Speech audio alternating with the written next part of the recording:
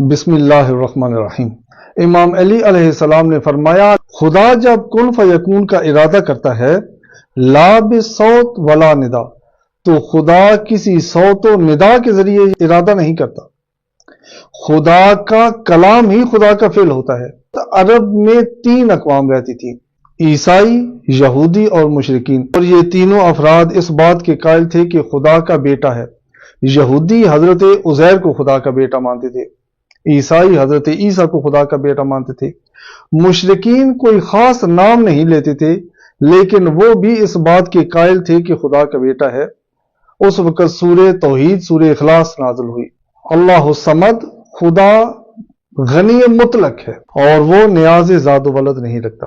اب بھی بعض لوگ کہتے ہیں کہ کائنات کی تخلیق کے لیے خدا کی یا کسی خالق کی ضرورت نہیں ہے۔ ایک شخص امام جعفر صادق علیہ السلام کے پاس گیا اور اس نے کہا، میں خدا کو قبول نہیں کرتا ہوں۔ امام علیہ السلام نے کہا کہ تم خدا کو کیوں نہیں قبول کرتے؟ اس نے کہا، کیونکہ میں اندھا دھند تقلید نہیں کرتا، جس کو میں نے دیکھا نہیں، جس کو میں نے محسوس نہیں کیا اور جس کو میں نے کبھی چھوا نہیں، میں اس کو کیسے یقین کر سکتا ہوں؟ امام علیہ السلام نے کہا کہ میں تم سے ایک سوال پوچھتا ہوں۔ اس نے کہا، پوچھے۔ امام علیہ السلام نے کہا کہ بتاؤ، جن چیزوں کا تم یقین رکھتے ہو، چاند، ستارے، سورج، زمین، آسمان، یہ ساری چیزیں حادث ہیں یا قدیم؟ قدیم ہوتا ہے کہ ہمیشہ سے ہیں، اور حادث کا مطلب ہوتا ہے کہ ہمارے سامنے مارز وجود میں آئی۔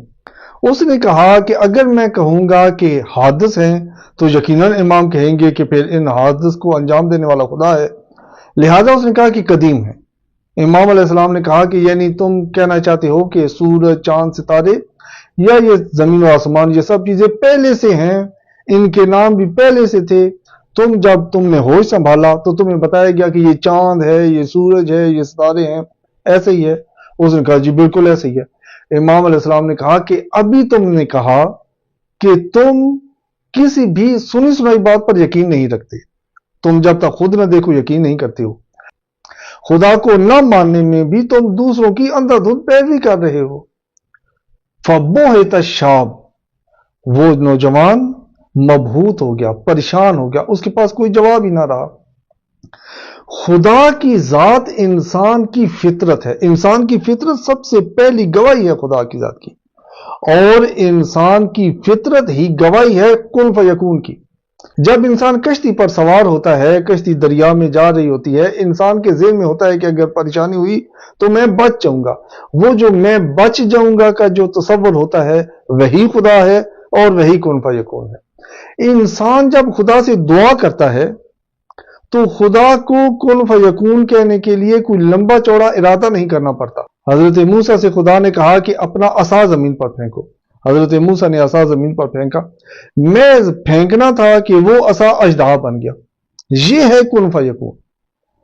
خدا نے حضرت موسیٰ سے کہا کہ اپنا عصا پانی میں مارو، حضرت موسیٰ کا عصا پانی کے ساتھ چھونا تھا کہ پانی شگافتہ ہو گیا اور راستہ بن گیا۔ یہ ہے کن فیکون۔ کن فیکون کی 2 قسمیں ہیں، ایک آنی اور ایک تدریجی۔ آنی وہ ہوتا ہے جو فوراً انجام ہو جاتا ہے، جیسے عصا کا اژدہا بن جانا یا حضرت موسیٰ کے لیے دریا کا راستہ دے دینا۔ تدریجی ہوتا کن فیکون ہی ہے لیکن اس میں کچھ وقت لگ جاتا ہے۔ مثلا زمین و آسمان کی تخلیق، خلق اللہ السماوات والارض فی 6 ایام، خدا نے 6 دنوں میں زمین و آسمان کو بنایا۔ زمین و آسمان کی خلقت 6 دنوں میں ہوئی۔ یہ ایک تدریجی کن فیکون ہے۔ جب انسان یقین کے ساتھ خدا سے دعا کرتا ہے تو حتیٰ خدا کو کن فیکون کہنے کی ضرورت نہیں ہوتی اور انسان کی دعا قبول ہو جاتی ہے۔ ایک عمل ہے جو اسی طرح سے ہی انجام پاتا ہے۔ 2 رکعت نماز ادا کریں جب بھی قرض بہت زیادہ ہو۔ قرض ہونے کی وجہ یہ ہوتی ہے کہ انسان کا یا تو ذریعہ معاش نہیں ہوتا، اگر ہوتا ہے تو اس طرح ہوتا ہے کہ اس ذریعہ معاش سے انسان کے مسائل حل نہیں ہو رہے، انسان اپنے مسائل کو حل کرنے کے لیے قرض لیتا ہے۔ یہ 2 رکعت نماز انسان کے گھر میں آسودگی لے آتی ہے، یعنی انسان اتنا غنی ہو جاتا ہے کہ اس کے تمام معاشی مسائل، قرض کے مسائل اور گھریلو مسائل جو معاش سے متعلق ہے وہ حل ہو جاتے ہیں۔ 2 رکعت نماز ادا کریں، ہر رکعت میں 1 مرتبہ سورہ حمد پڑھیں اور 25 مرتبہ پڑھیں۔ وَمَن يَتَّقِ اللَّهَ يَجْعَل لَّهُ مَخْرَجًا وَيَرْزُقْهُ مِنْ حَيْثُ لَا يَحْتَسِبُ۔